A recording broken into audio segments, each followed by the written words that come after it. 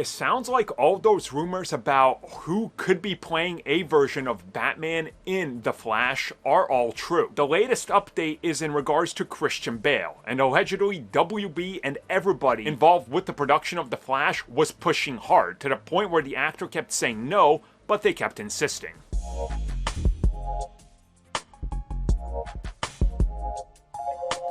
So this isn't that surprising. The Flash was supposed to have a lot more cameos. We know a lot of cameos were shot but then removed for one reason or another. We know some of them were time dependent, some of them they literally did not want in there, others they tried really hard but they couldn't make it happen. Enter Christian Bale. According to all reports and what's recently been stated by people like Kevin Smith and other people that have alluded to it, they very much tried very hard to get Christian Bale to play the Dark Knight from that series into the film. And according to reports, they were playing around with ideas of just using as little as just stock footage and possibly a voiceover, but as much as, hey, can we get him to actually be the Batman at the end of the film? Meaning taking on George Clooney's / Michael Keaton's role, but Bale always came back to them with a no. He did not want to do that. He did not want to go back to revisiting that universe and, trying to do more with it. His time as Batman is done,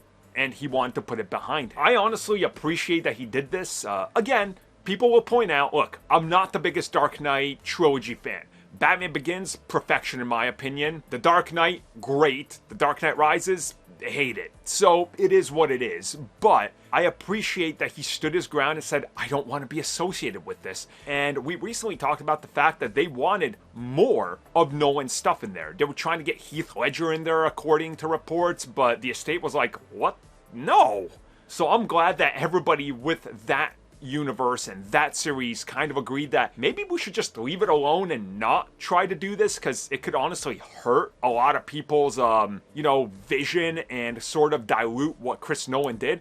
And once again, I'm not the biggest fan of Chris Nolan's films, but I appreciate what they did, and I appreciate that they didn't pull them into this unwillingly, because I think that could make it just nonsensical and stupid. Like, leave Nolan stuff out of multiverse stuff and just focus on new versions and or versions that you can that the creators can agree upon, unless they're dead, because then they just toss them in there because of no respect.